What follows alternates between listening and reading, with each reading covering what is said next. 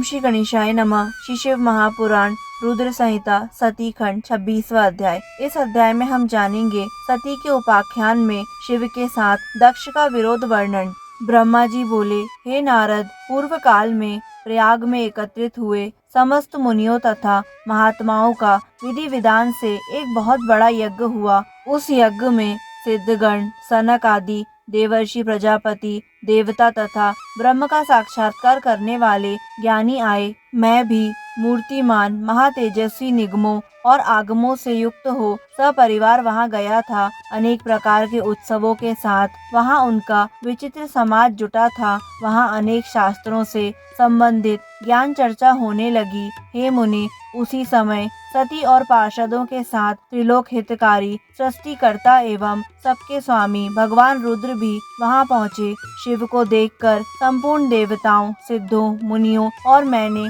भक्ति भाव से उन्हें प्रणाम किया और उनकी स्तुति की। तत्पश्चात शिव जी की आज्ञा पाकर सब लोग प्रसन्नता पूर्वक यथा स्थान बैठ गए। भगवान के दर्शन से संतुष्ट होकर सब लोग अपने भाग्य की सराहना करने लगे। उसी समय प्रजापतियों के स्वामी महातेजस्वी प्रभु दक्ष प्रजापति घूमते हुए प्रसन्नता पूर्वक वहां अकस्मात आए।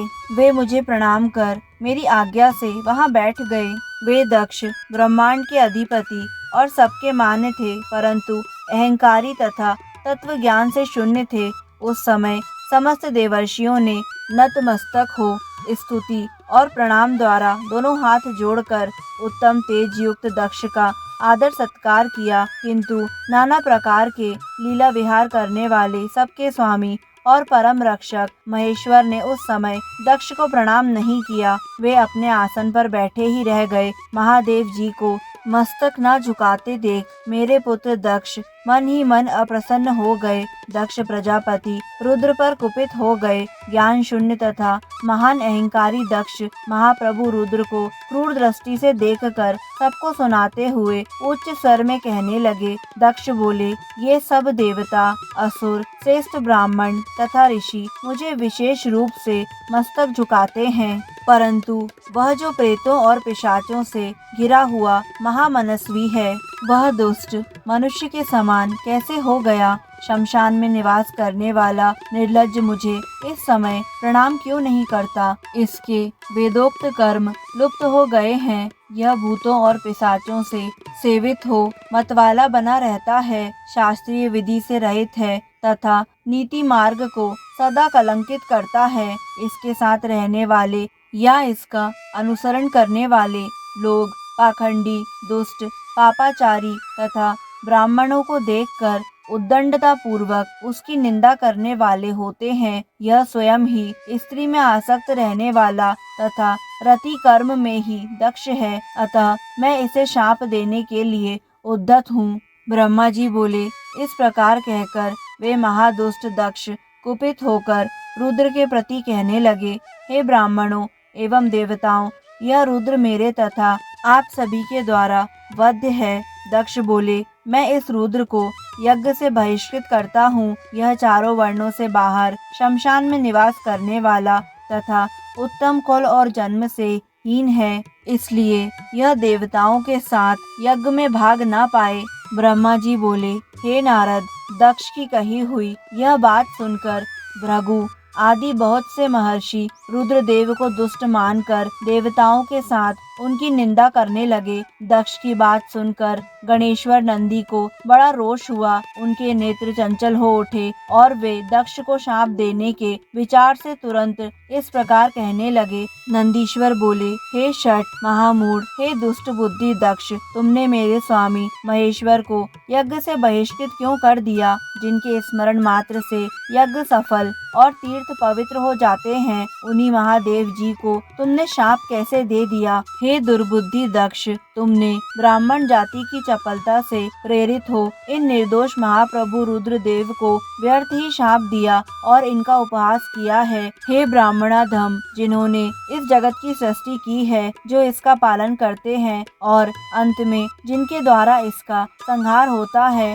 उन्हीं महेश्वर रुद्र को तूने शाप कैसे दे दिया? नंदी के इस प्रकार फटकारने पर प्रजापति दक्ष रुष्ट हो गए और नंदी को शाप दे दिया। दक्ष बोले, हे रुद्रगणों, तुम लोग वेद से बहिष्कृत हो जाओ, वैदिक मार्ग से भ्रष्ट हो जाओ, महर्षियों द्वारा परित्यक्त हो जाओ, पाखंडवाद में लग जाओ, शिष्टाचार से दूर रहो, सिर पर जटा और शरीर में भस्म एवं हड्डियों के आभूषण धारण करो और मद्यपान में आसक्त रहो। ब्रह्मा जी बोले, जब दक्ष ने शिव गणों को इस प्रकार शाप दे दिया, तब उस शाप को सुनकर शिव भक्त नंदी अत्यंत रोष में भर गए। शिलाद के पुत्र शिवप्रिय तेजस्वी नंदी गर्व से भरे हुए महादुष्ट दक्ष को तत्काल इस प्रकार उत्तर देने लगे। नंदीश्वर बोले, हे शठ, हे दुर्बुद्धि दक्ष, ब्रह्म चापल्य के कारण शिव तत्व को न जानते हुए तुमने शिव के पार्षदों को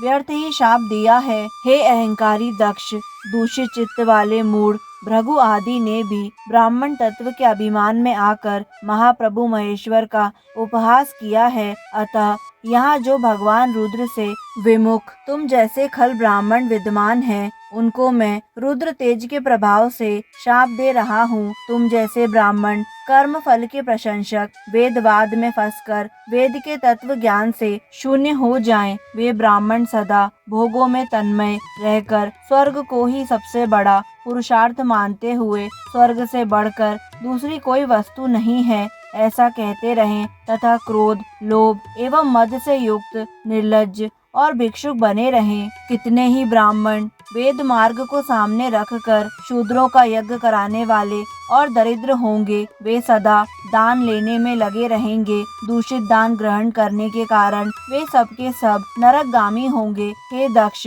उनमें से कुछ ब्राह्मण तो ब्रह्म राक्षस होंगे। यह अजन्मा प्रजापति दक्ष, जो परमेश्वर शिव को सामान्य देवता समझकर उनसे द्रोह करता है, यह दुष्ट बुद्धि वाला तत्व ज्ञान से विमुख हो जाएगा। यह विषय सुख की इच्छा से कामना रूपी कपट से युक्त धर्म वाले गृहस्थ आश्रम में आसक्त रहकर कर्म कांड का तथा कर्म फल की प्रशंसा करने वाले सनातन वेदवाद का ही विस्तार करता रहेगा। दक्ष का आनंददायी मुख नष्ट हो जाए, यह आत्मज्ञान को भूलकर पशु के समान हो जाए और कर्म भ्रष्ट तथा अनीति परायण होकर शीघ्र ही बकरे के मुख से युक्त हो जाए। इस प्रकार कुपित हुए नंदी ने जब ब्राह्मणों को शाप दिया और दक्ष ने महादेव जी को शाप दिया, तब वहाँ महान हाहाकार मच गया। हे नारद, दक्ष का वह शाप सुनकर वेदों के प्रतिपादक तथा शिव तत्व को जानने वाले